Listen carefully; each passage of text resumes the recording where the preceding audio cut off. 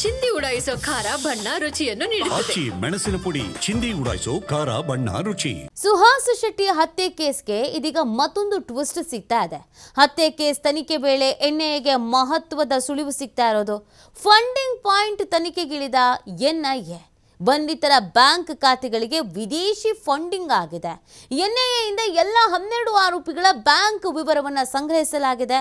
ಕೆಲ ಸ್ಥಳೀಯ ವ್ಯಕ್ತಿಗಳಿಂದಲೂ ಕೂಡ ಆರೋಪಿಗಳ ಬ್ಯಾಂಕ್ ಖಾತೆಗೆ ಹಣ ವರ್ಗಾವಣೆ ಆಗಿದೆ ಅನ್ನುವ ಆಘಾತಕಾರಿ ವಿಚಾರ ಈ ಮುಖಾಂತರವಾಗಿ ಬೆಳಕಿಗೆ ಬರ್ತಾ ಇದೆ. ವಿದೇಶಿ ಫಂಡಿಂಗ್ ಜೊತೆಗೆ ಸ್ಥಳೀಯರಿಂದಲೂ ಕೂಡ ಹಣದ ಸಹಾಯವನ್ನು ಮಾಡಲಾಗಿದೆ. ನೋಡಿ, ವಿದೇಶಿ ಫಂಡಿಂಗ್ ಈ ಹಿಂದೆಯಿಂದಲೂ ಕೂಡ ಕೆಲವೊಂದಷ್ಟು ಅಟ್ಯಾಕ್ಸ್ಗಳಿಗೆ, ಕೋಮು ಗಲಭೆಗಳಿಗೆ, ಇಲ್ಲಿ ನಮ್ಮ ರಾಜ್ಯದಲ್ಲಿ ಹಿಡಿಹೊತ್ತಿಸುವಂಥ ಕೆಲಸಗಳಿಗೆ ಆಗ್ತಾ ಇದೆ ಅನ್ನೋದು ಗೊತ್ತಿರುವಂಥ ವಿಚಾರ.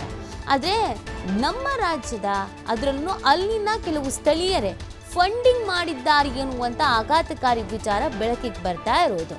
ವಿದೇಶಿ ಫಂಡಿಂಗ್ ಮಾತ್ರ ಅಲ್ಲ, ಸ್ಥಳೀಯರು ಕೂಡ ಹಣದ ಸಹಾಯವನ್ನು ಮಾಡಿದ್ದಾರೆ ಸುಹಾಸ್ ಶೆಟ್ಟಿ ಹತ್ಯೆ ಕೇಸ್ಗೆ ಅನ್ನುವಂಥ ಆಘಾತಕಾರಿ ವಿಚಾರ ಇದೀಗ ಬೆಳಕಿಗೆ ಬರ್ತಾ ಇದೆ.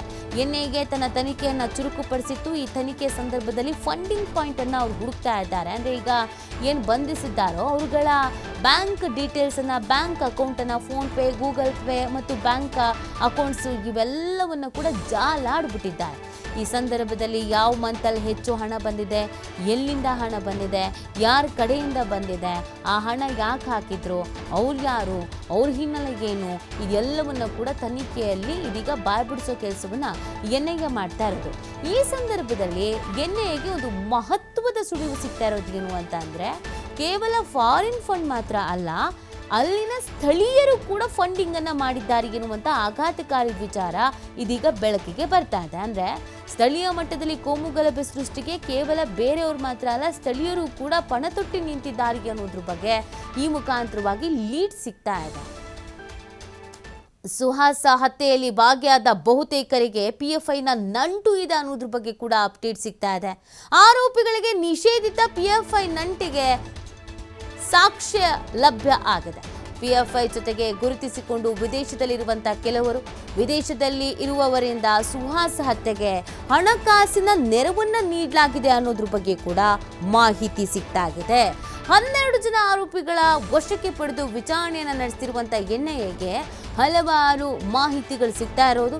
ಕೆಲವರ ಹೆಸರು ಬಾಯ್ಬಿಟ್ಟಿದ್ದಾರೆ ಬಂಧಿತ ಆರೋಪಿಗಳು. ಮಂಗಳೂರು, ವಿದೇಶದಲ್ಲಿರುವಂಥ ಕೆಲವರ ಬಗ್ಗೆ ಮಾಹಿತಿಯನ್ನು ನೀಡಲಾಗಿದೆ. ಹತ್ಯೆಗೆ ನೆರವು ನೀಡಿದ ಮತ್ತಷ್ಟು ಜನರ ಮಾಹಿತಿಯನ್ನ ಎನ್ಐಎ ಕಲೆ ಹಾಕ್ತಾ ಇದೆ. ನಿಗೂಢ ವ್ಯಕ್ತಿಗಳ ಬಂಧನಕ್ಕೆ ಬಲೆ ಬೀಸಿದೆ ಎನ್ಐಎ. ಸುಹಾಸ್ ಹತ್ಯೆ ಹಿಂದೆ PFI ನಂಟಿನ ಬಗ್ಗೆ ಸಾಕ್ಷ್ಯ ಸಂಗ್ರಹವನ್ನು ಕೂಡ ಮಾಡಲಾಗ್ತಾ ಇದೆ. ನೋಡಿ, ತನಿಖಾ ಸಂದರ್ಭದಲ್ಲಿ ಸಾಕಷ್ಟು ಆಘಾತಕಾರಿ ವಿಚಾರಗಳು ಬೆಳಕಿಗೆ ಬರ್ತಾ ಇದೆ. PFIನ ನಂಟಿದೆ ಅನ್ನೋದ್ರ ಬಗ್ಗೆ ಮಾಹಿತಿ ಸಿಗ್ತಾ ಇದೆ. ಆರೋಪಿಗಳಿಗೆ ನಿಷೇಧಿತ ಈ PFI ಇದೆಯಲ್ಲ, ಇದರ ಜೊತೆಗೆ ಒಂದು ನಂಟಿದೆ ಅನ್ನೋದ್ರ ಬಗ್ಗೆ ಸಾಕ್ಷಿ ಕೂಡ ಸಿಕ್ಕಿದೆ ಅನ್ನೋದು ಗೊತ್ತಾಗ್ತಾ ಇದೆ. ವಿದೇಶದಲ್ಲಿ ನೆಲೆಸಿರುವಂಥ ಕೆಲವರು ಕೂಡ ಇಲ್ಲಿ ಮರ್ಡರ್ ಮಾಡೋದಕ್ಕೆ ಅಂತ ಹಣವನ್ನು ಹಾಕ್ತಾ ಇದ್ರು, ಫಂಡಿಂಗ್ ಆಗ್ತಾ ಇತ್ತು ಅನ್ನೋದ್ರ ಬಗ್ಗೆ ಕೂಡ ಎನ್ಐಎ ತನಿಖಾ ಸಂದರ್ಭದಲ್ಲಿ ಗೊತ್ತಾಗ್ತಾ ಇದೆ. ಇನ್ನು ಸಾಕಷ್ಟು ಬೆಳವಣಿಗೆಗಳು, ಸಾಕಷ್ಟು ತನಿಖೆ ಬಾಕಿ ಇರುವಂಥ ಹಿನ್ನೆಲೆಯಲ್ಲಿ ಇನ್ನು ಯಾವೆಲ್ಲ ಮಾಹಿತಿಗಳು ಲಭ್ಯ ಆಗುತ್ತೆ ಅನ್ನುವಂಥ ಪ್ರಶ್ನೆ ಇದೀಗ ಹುಟ್ಕೊಳ್ತಾ ಇದೆ.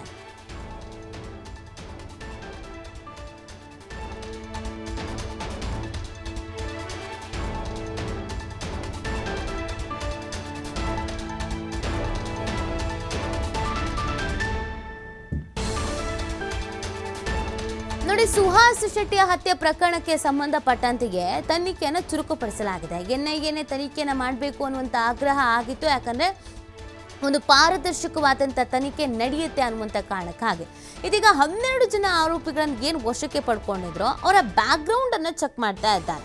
ಆ 12 ಆರೋಪಿಗಳಿಗೆ ಯಾರ್ಯಾರ ಜೊತೆಗೆ ಕಾಂಟ್ಯಾಕ್ಟಲ್ಲಿದೆ, ಈ ಕಳೆದ 2-3 ತಿಂಗಳಿಂದ ಅತಿ ಹೆಚ್ಚು ಕಾಂಟ್ಯಾಕ್ಟ್ ಯಾರ್ಯಾರನ್ನು ಮಾಡಿದ್ದಾರೆ, ಯಾವ್ಯಾವ ದೇಶದಲ್ಲಿರೋರು ಕಾಂಟ್ಯಾಕ್ಟ್ ಮಾಡ್ತಾ ಇದ್ದಾರೆ, ಫಂಡಿಂಗ್ ಆಗಿದ್ರೆ ಎಲ್ಲಿಂದ ಫಂಡಿಂಗ್ ಆಗಿದೆ, ಯಾರ್ಯಾರ ಅಕೌಂಟಿಗೆ ಎಷ್ಟೆಷ್ಟು ಹಣ ಬಂದು ಬಿದ್ದಿದೆ, ಸೊ ಇದೆಲ್ಲದ್ರ ಬಗ್ಗೆಯೂ ಕೂಡ ತನಿಖೆನ ಮಾಡಲಾಗ್ತಾ ಇದೆ.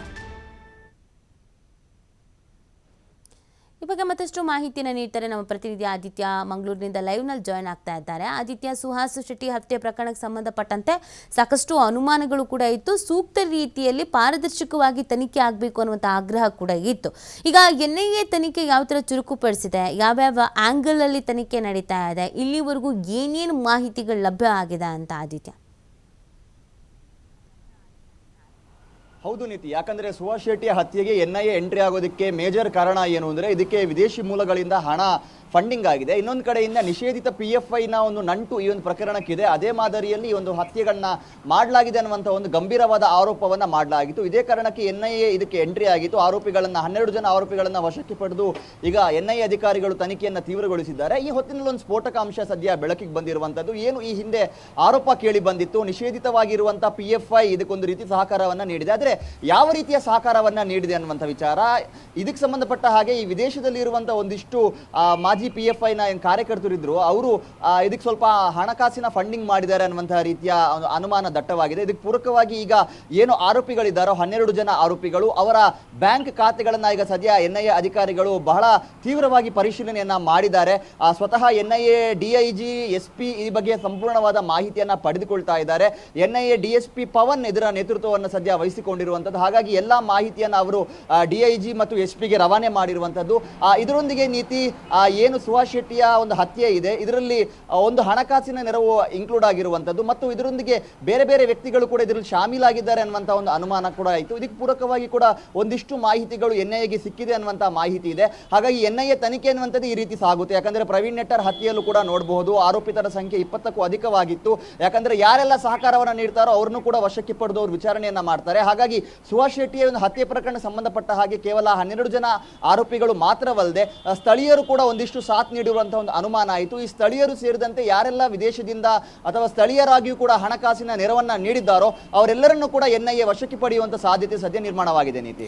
ಅದಕ್ಕೆ ಈಗ ಸುಹಾಸ್ ಶೆಟ್ಟಿ ಹತ್ಯೆ ಮಾತ್ರ ಅಲ್ಲ, ಬೇರೆ ಬೇರೆಯವರ ಹತ್ಯೆಗೂ ಕೂಡ ಪ್ಲಾನ್ ಮಾಡ್ಕೊಳ್ಳಲಾಗಿತ್ತು. ನೆಕ್ಸ್ಟ್ ಟಾರ್ಗೆಟ್ ನೀವೇ ಅನ್ನುವಂಥದ್ದು ಸೋಷಿಯಲ್ ಮೀಡಿಯಾಗಳಲ್ಲಿ ಕೂಡ ವೈರಲ್ ಮಾಡಲಾಗ್ತಾ ಇತ್ತು.